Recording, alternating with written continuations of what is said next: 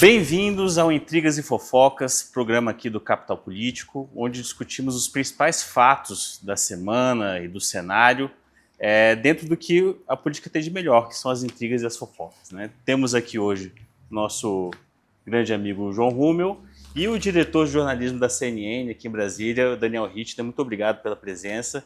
E eu queria começar com você, Daniel, puxando pelo, acho que um fato importante que foi a campanha, né, do Flávio Bolsonaro escolheu o seu vice, que é Alfredo Gaspar, né, assim nos 45 do segundo tempo. Queria saber de você, assim, o que levou à escolha desse nome, o que ele pode indicar aí, o que ele revela para a gente, hein, Daniel?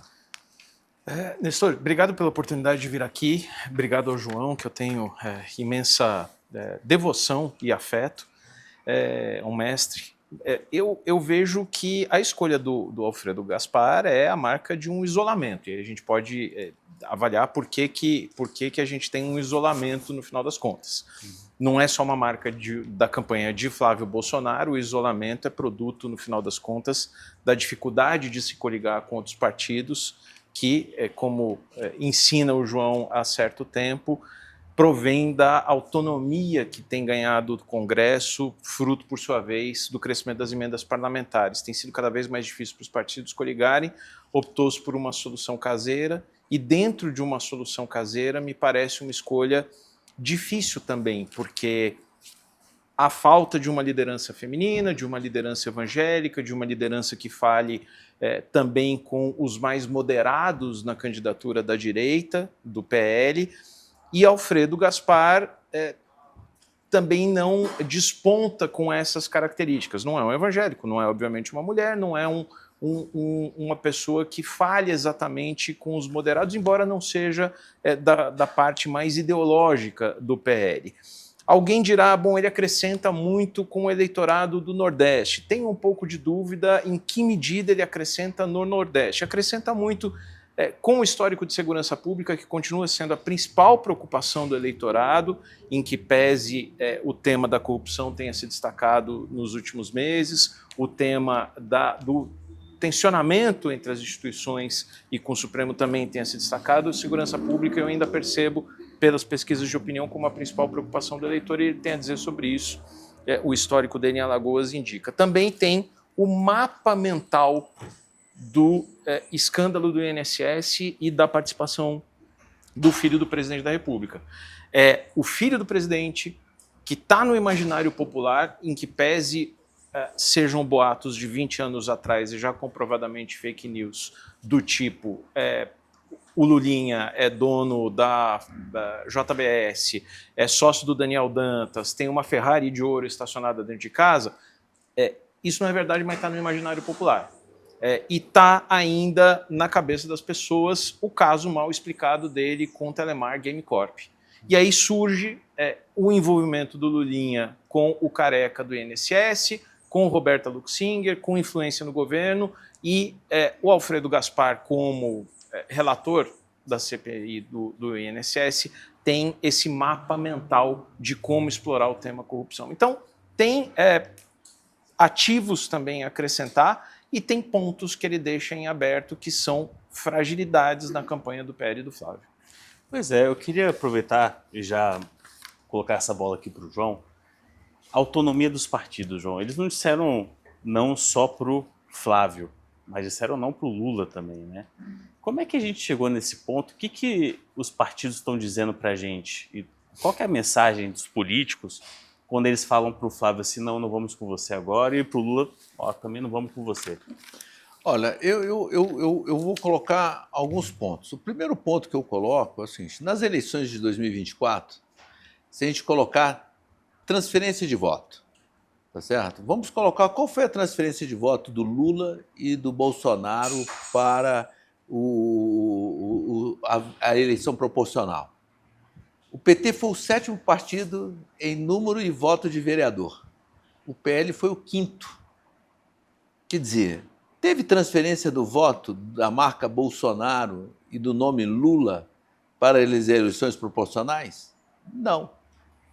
Então é o seguinte, se não teve, tá certo? E outra coisa, essa polaridade, eu chego num ambiente onde tem voto para um lado e para o outro, se eu me posiciono, eu perdi voto. Eu não ganhei voto. Então é o seguinte, se você olhar hoje, e se a gente for dar uma olhada, já em 2025, tá certo? Você mal via os parlamentares ou candidatos tirarem foto com o Lula ou com o Bolsonaro.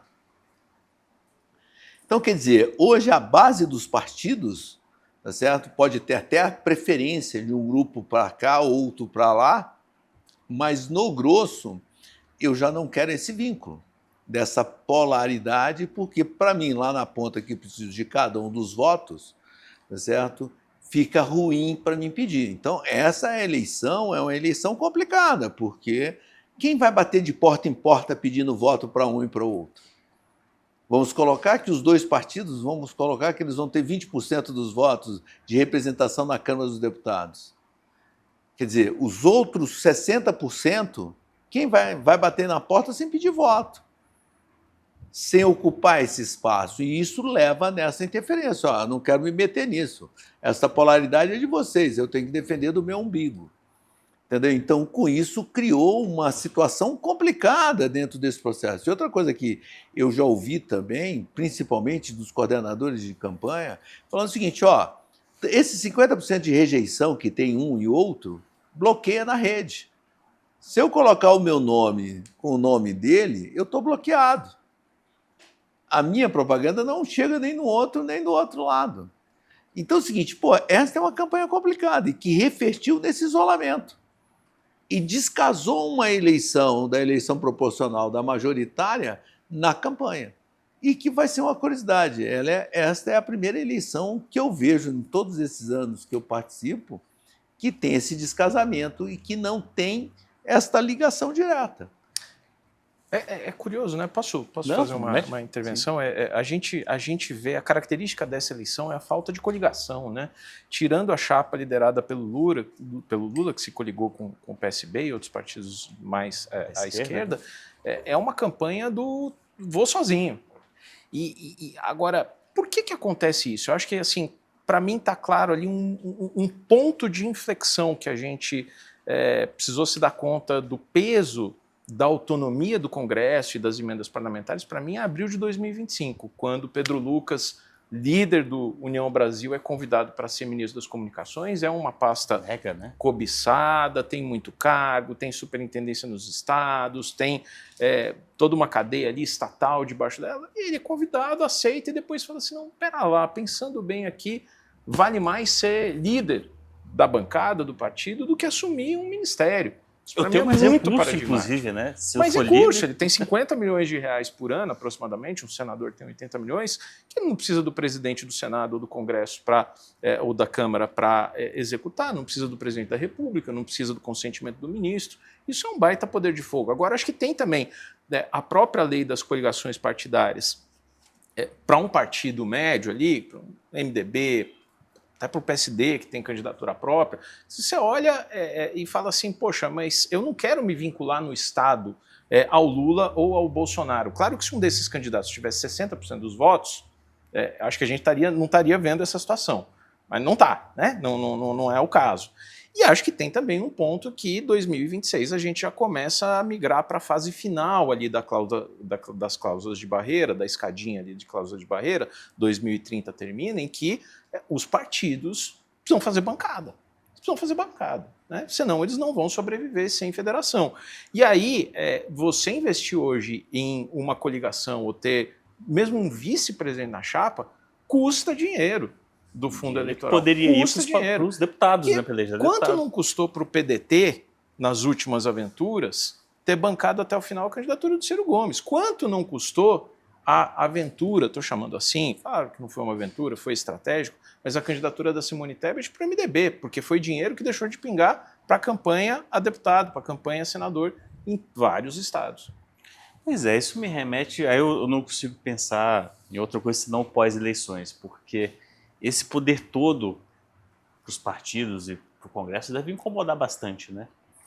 Como é que vai se organizar essas forças a partir, resolvidas as eleições? Porque já tem Flávio Dino falando de emenda, já tem o Lula falando de emenda, falando que não vai ter conversa. Imagino que o Flávio deva ter uma opinião a respeito disso, se ganhar. E os partidos estão aí, né? Estão fortes, operantes. Eles vão ter que amadurecer um pouquinho também, ter que assumir um pouco da agenda para ter mais legitimidade ou não? Ó, eu brinco, eu canso de repetir que é o seguinte: o Brasil, a gente vive três realidades de poder.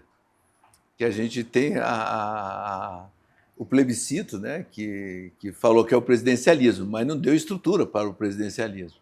Que a gente tem uma constituição parlamentarista, onde deu o poder para o parlamento sem responsabilidade. Deu a responsabilidade para o executivo, mas não deu a responsabilidade para o legislativo. E a gente tem um outro problema, que eu acho que esse é o maior e que reflete isso, que é o problema do poder das corporações. Olha só, quando a gente fala de democracia, o principal elemento da formação da democracia é transparência e pesos e contrapesos. Só que a estrutura da nossa sociedade hoje e a forma que foi feita a nossa legislação, ela é corporativista. Porque é o seguinte, o pesos e contrapesos, o princípio que está inclusive na nossa Constituição, no artigo 2º, ele fala o seguinte, que quem legisla não executa, quem executa não julga, quem julga não legisla, e que tem que ter independência dentro desses processos. O problema é que a estrutura da sociedade brasileira não é desse jeito. Tá certo? A estrutura nossa de poder, ela é totalmente o inverso disso.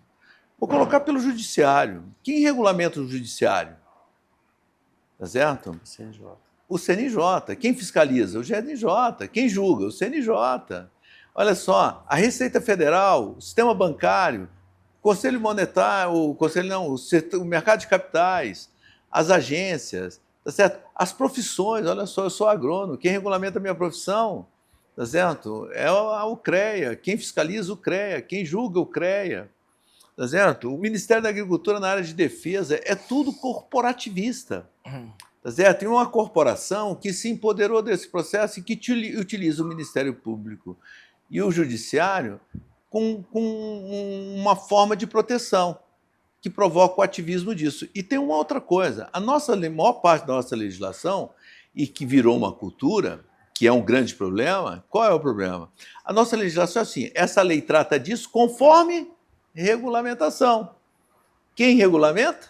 Esta corporação, esta casta. Então é o seguinte, quando você fala do poder, e que a gente está vivendo isso agora, que as emendas, as pessoas culpam muito a emenda do poderamento do Congresso Nacional, eu culpo não as emendas, eu culpo a medida provisória.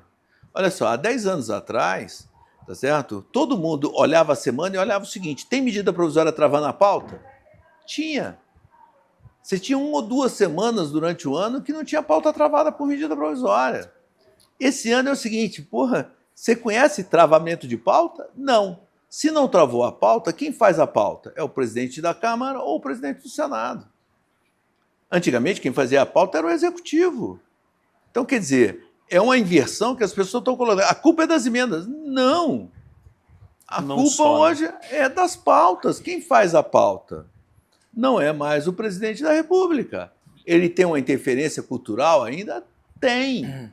E outra coisa, estas castas que regulamentam, elas sabem como funciona esse mecanismo e atua fortemente dentro do Congresso para ter os seus privilégios, para ter o seu poder de caneta, para ter a sua força em relação a isso. Então é o seguinte, quando eu olho para a próxima legislatura, eu falo o seguinte, vai modificar muito a composição do Congresso? Na Câmara eu acredito até que não.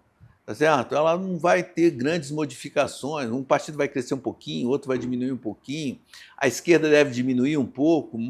Agora, no Senado, eu acho que ele vai mais à direita, vai ter uma modificação significativa. Quer dizer, como é que vai ficar essa relação se a esquerda ganha? É uma boa pergunta, mas a minha preocupação é este jogo do poder de quem vai construir políticas públicas. O presidente, com a dificuldade de formar a maioria, ele vai ter, no mínimo, 4 partidos para poder fazer isso, tá certo? O seguinte, e aí, quem vai propor política pública? Quem vai fazer? Os partidos estão preparados para isso? Tá certo? Ou vai ser as caças, as corporações que vão influenciar dentro do executivo, ou o setor organizado através do legislativo? Essa é a grande dinâmica, essa é a grande pergunta do que vai ser a próxima legislatura. Como é que vai ser essa composição e como é que vai ser essa mudança cultural desse debate de poder? Eu vou deixar essa provocação para o Daniel responder, porque eu não sei.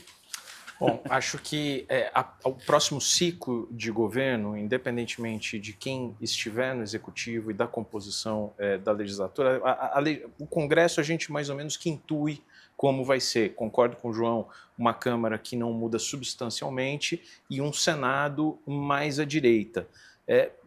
Olhando um ano atrás, eu tinha uma sensação de que a gente teria talvez algo mais próximo de 2/3 de direita no Senado. Acho que hoje o retrato é de um Senado para 2027 com maioria de direita, mais de 41 senadores, mas um pouco distante de 2/3, de 54. Uma característica importante, no último ciclo, na última quadra aqui, a gente viveu uma inversão do processo tradicional de qualquer governo, que era de você apertar o cinto no início e deixar para soltar o gasto mais perto da eleição. A PEC da transição e o governo Lula 3 saindo de uma eleição altamente polarizada e com todo o trauma para o que significa ali a esquerda do teto de gastos, precisou se inverter o ciclo, aprovar uma PEC da transição que jogou 200 bilhões de reais no orçamento, criou uma pressão sobre o endividamento público e que continuou com a polarização, com um governo ainda afrouxando o cinto até meses antes da eleição, até a véspera da campanha eleitoral.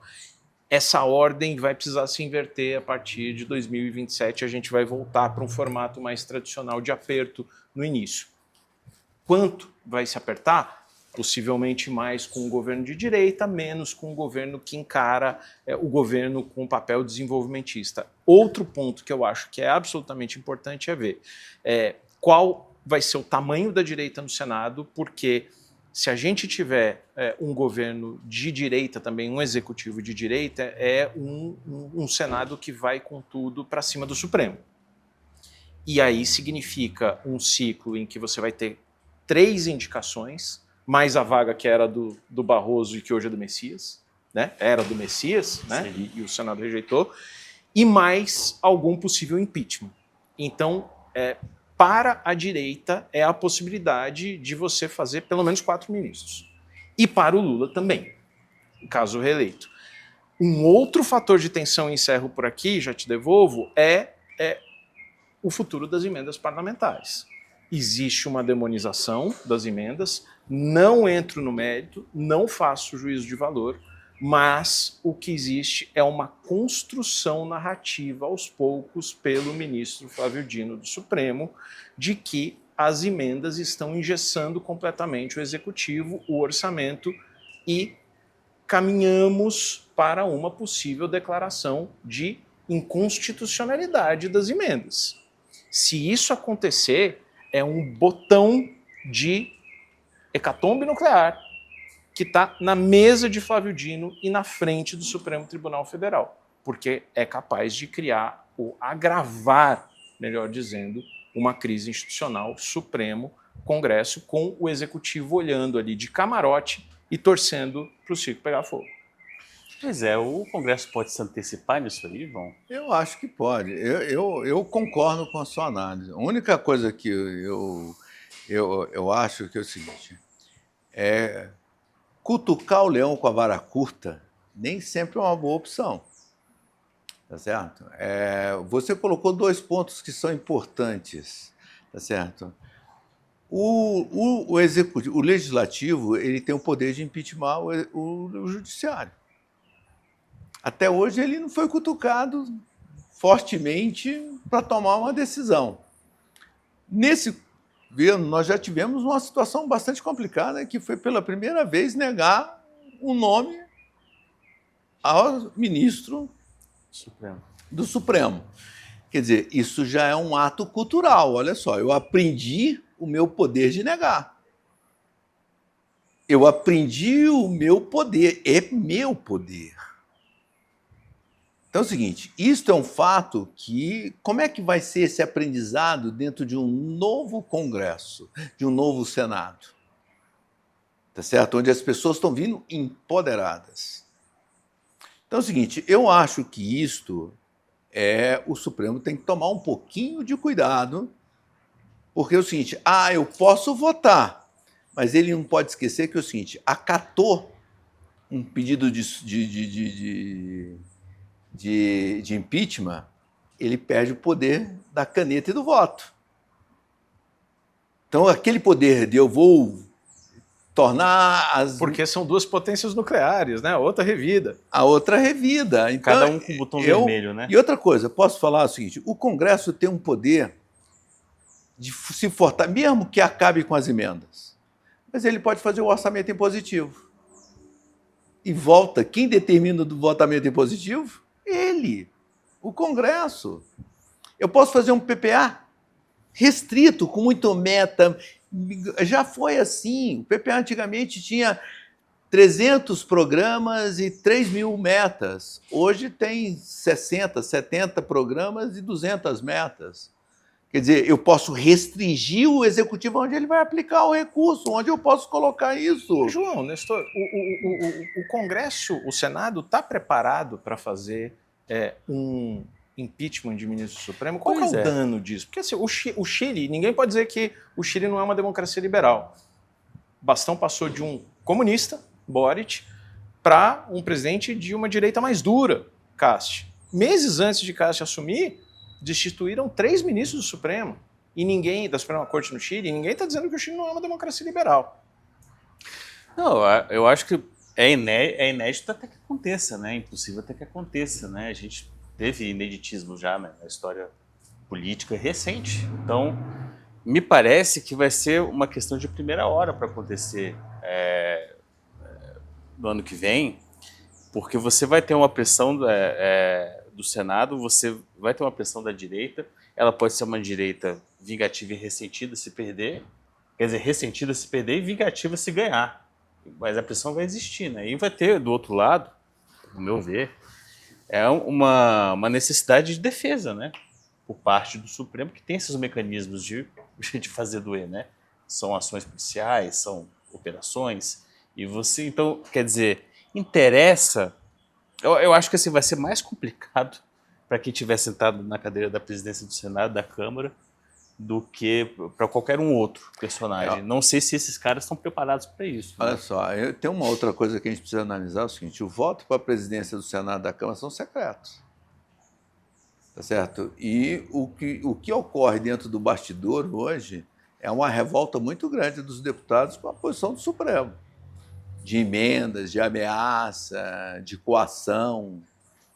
Eu, sinceramente, acho que eles estão esperando a oportunidade. Tá certo? Eu acho que numa mudança de conjuntura, tá certo? O Supremo vai ter que tomar muito cuidado, porque assim, indícios tem. Se eu pegar qualquer capa de jornal com o que já apareceu, já é motivo para a sociedade tomar uma posição em relação a isso. Tá certo? Eu acho que hoje o debate, as redes sociais, quando você debate sobre isso, já não tem revolta, já tem apoio. Entendeu? Então, eu sinceramente, mas a administração desse processo como um todo, das emendas, tá certo? Eu sinceramente acho que vai ter um acordão sobre isso e que não vai tirar o poder do Senado, do Congresso. Porque eles que decidem a forma como vão fazer isso. Não sai mais de lá, na minha opinião. Eu, sinceramente, acho que é o seguinte, a forma pode ser diferente, tá? Mas o conceito vai ser o mesmo. Quer dizer, mas a minha dúvida é o quanto que essa agenda institucional vai afetar o andamento da agenda econômica e das outras agendas, sejam sociais, de valores, mas o quanto que ela vai ser protagonista nos próximos anos, porque a gente está num impasse institucional que ele tá grave, né? Então, eu não sei, porque se você lê os jornais, se você lê o que os economistas estão dizendo, existe uma urgência grande para a questão da situação fiscal, né?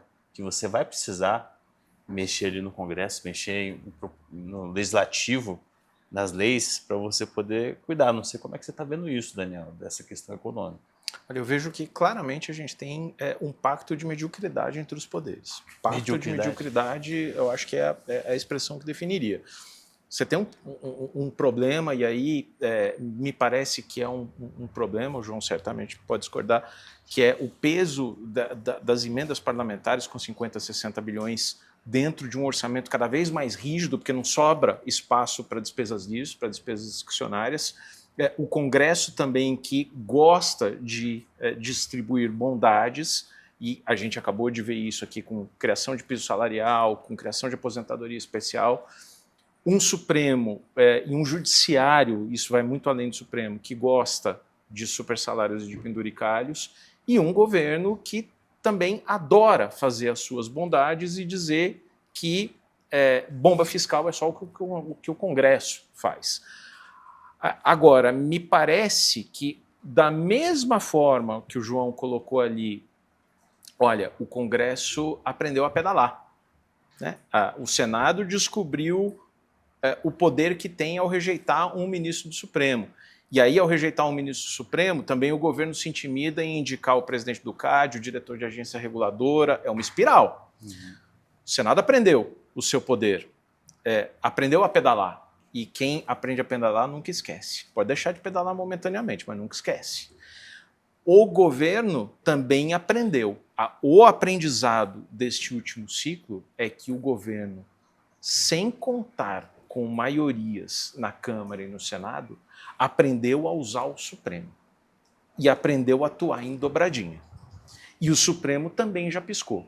Piscou na desoneração da folha, piscou no IOF, está pronto para piscar em outras questões. Quando Barroso assumiu a presidência do Supremo em agosto de 2023, uma das primeiras coisas que ele foi fazer é um jantar com o Fernando Haddad para dizer: me avise de tudo que é absolutamente relevante em termos fiscais e econômicos para o governo, porque a gente não pode ser responsável no Supremo. O governo aprendeu a usar o Supremo para se contrapor como uma solução tricameral. E isso também é a bicicleta sendo usada pelo Executivo. Eu só vou colocar uma coisa. Eu acho que isso está sendo o fim do Supremo. Certo? Porque é o seguinte, olha só, isso está criando uma insatisfação da sociedade. Isso está me gerando uma insegurança jurídica. Quando ele, para apoiar o Executivo, ele faz uma votação e fala que aquela votação não vale, e eu mudo a minha posição, me cria uma insegurança jurídica. A partir do momento que eu aprovo uma lei que fala que o que está escrito é A e o Supremo fala que é B, isto cria insegurança para a sociedade. Se gera insegurança para a sociedade vai começar a reclamar. Quem vai ter que corrigir isto não é o Supremo, é o Legislativo. O Senado. Tá certo? Então, o que eu acho que a pressão para essa bicicleta pedalar vai ter que ter um desaprendizado. Olha só, se você olhar os Estados Unidos, olha, quando o Reagan entrou, o Supremo lá tinha aprendido a interpretar a lei. E hoje você vê que as decisões do Supremo americano é muito mais o rigor do que está escrito do que o interesse político do processo. E isso mudou, porque eles começaram a se perder e a ser cobrado pela sociedade. Entendeu? Então, eu acho que essas experiências de impeachment, elas cada vez fortalecem. O Supremo, esse apendalado, pedalar o Supremo, ele bate na pessoa, na individualidade do ministro. João, eu concordo. Dá tempo, Nestor? Dá Tempo. Eu concordo absolutamente com você. Eu só vejo como um grande baralho ali, um jogo de cartas, em que o Senado pode lançar a carta de um impeachment do Supremo e seria, me parece pouco saudável que fosse por uma discordância de decisão e não por algo fático de um contrato mal explicado, uma relação promíscua, um conflito de interesse explícito. Obviamente que existem outras cartas, estabelecer mandato, restringir decisões monocráticas, existe um pacote anti-Supremo que pode andar. Agora, não é só o Congresso que tem essas cartas. A cada movimento no tabuleiro, o Supremo também tem respondido. E aí a gente precisa lembrar que tem, segundo a gente ouve, 70 a 80 processos e investigações contra parlamentares de emenda, na PGR por causa de desvio de emenda. E o Supremo aprendeu também a usar isso. O Supremo aprendeu a pedalar, de falar assim, quer saber de uma coisa? Você vai começar a se movimentar aqui? Puxa, eu posso abrir a gaveta das maldades e tirar esse processo da andamento. Mas posso falar mais uma vez? Eu posso acabar com o fórum privilegiado, que eles já tentaram. Eu tiro o poder do Supremo. Olha só, foi mal vendida aquela PEC que foi colocada lá, tirando o fórum privilegiado, que na realidade eles estavam querendo falar assim, eu quero sair da pressão que eu tenho do Supremo, da faca que o Supremo me dá no pescoço. Só foi mal colocado para a sociedade, tá certo? Porque eles colocaram outras coisas, eles colocaram o presidente do partido, eles colocaram uma série de coisas que não tinha nada a ver com o processo. Mas se eles melhorarem o discurso, eles conseguem tirar essa pressão. Para tirar essa pressão, está na mão de quem? Deles. Então, não sei se... Olha só, hoje, qualquer forma que a gente for ver, o poder final de corrigir as falhas e se empoderar não está na decisão do Supremo. Está numa decisão... Tá certo? Outra coisa que está acontecendo hoje, que eu brinco muito, é o seguinte, eu vou largar de fazer lei ordinária e lei complementar e vou fazer PEC. Toda vez que eu fizer uma PEC, eu vou criar uma situação complicada perante o Supremo. Quer dizer, olha só como é que a condição de fortalecimento do legislativo é só uma questão de decisão e corporativismo. Pois é, aí eu queria fazer uma provocação aqui. A gente tem as corporações do poder também, né? Cada poder está com um problema dentro da sua própria corporação, né? Eu cito agora Supremo. Você tem um racha do Supremo entre uma ala comandada pelo Gilmar e outra ala na qual o André Mendonça hoje é apontado como um cara forte. Dentro do Congresso, você tem um problema entre o colegiado de líderes e o restante o corpo da casa. No Executivo, tenho certeza que deve ter algum problema também. As corporações vão ter que resolver seus primeiros problemas internos antes para ir para essa guerra com os outros ou não? Como é que você está escutando, por exemplo, Daniel, que o Supremo está lidando com o seu problema interno, né? O Código de Ética do Gilmar, do André Mendonça tendo um protagonismo enorme agora. Como é que você acha que eles estão enxergando do outro lado da rua? Eu vejo um racha cada vez mais difícil de conciliar no Supremo e vejo os diferentes grupos do Supremo olhando essa eleição como um ponto de inflexão. De novo, porque no ciclo entre 2027 e 2030 tem 3 aposentadorias, tem uma vaga aberta, que era a vaga do Barroso, que o Lula indicou o Messias e o Senado rejeitou, então já são 4, e existe a possibilidade de algum impeachment eventualmente. Mesmo se não houver, são 4 vagas ali que vão garantir maioria para um lado ou para o outro, possivelmente pelos próximos 20 anos. Então eu vejo o Supremo olhando essa eleição como decisiva para o seu próprio futuro, para o futuro de cada um desses grupos. E o Congresso, João? Eu acho que é uma surpresa. Decisivo para ele também? Eu acho, olha só, volto a falar, existe uma profissionalização na política. Aquilo que a gente falou, a falta de coligação, a falta de... Os partidos não estão começando a buscar uma identidade ideológica. Por mais imperfeita que está, eles estão começando a buscar uma identidade. Além da identidade, eles estão buscando uma profissionalização. Cada vez mais, para me ser melhor, eu tenho que ser bom. Eu não posso pegar oportunistas, eu tenho que ser bom, eu tenho que construir isso. Isto cada vez mais vai fortalecer o Congresso. Esse é um processo que a gente vai observar cada dia mais, na minha opinião.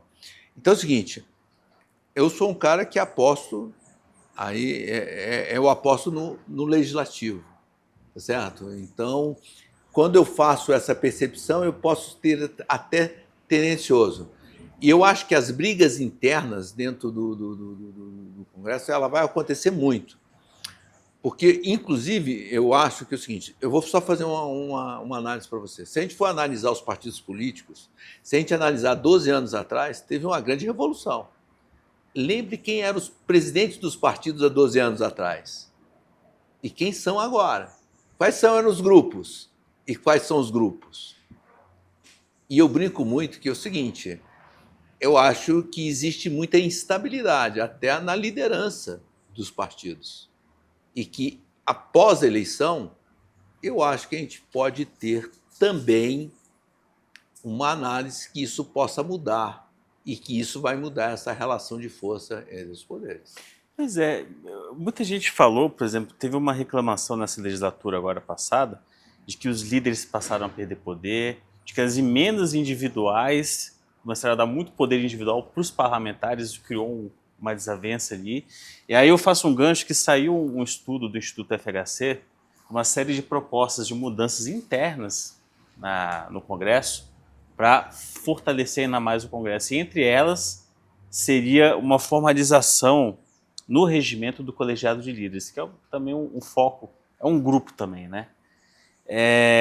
Você acha que o próximo presidente da Câmara vai ter que lidar necessariamente com esse problema de controle ali dentro? Olha só, o Congresso, nessas últimas duas legislaturas, na última legislatura principalmente, nos últimos anos pós-pandemia, ele teve uma mudança muito ruim para a democracia, que é a votação virtual e as urgências dos processos, muito pouco debate e fortaleceu as lideranças na formulação de política pública. Denegriu o baixo clero. Eles perderam importância no baixo clero quando eu vou definir política pública na votação. Porque a partir do momento que eu provoco a urgência, que é assinada por líderes, e eu boto na pauta, que é definida por líderes, eu acabei com as comissões. As comissões virou só uma negociação de banca, de emenda de comissão, e diminuiu muito aquele debate que se fazia dentro desse processo. Eu sinto que os parlamentares perderam o contato com a sociedade, perderam o contato, só o baixo clero perdeu o contato. E ele está sentindo falta agora. Porque quem tem contato com as grandes corporações, com as grandes sociedades? Ficaram os líderes. O baixo clero, tá certo? Agora que ele precisa disso, ele ficou afastado.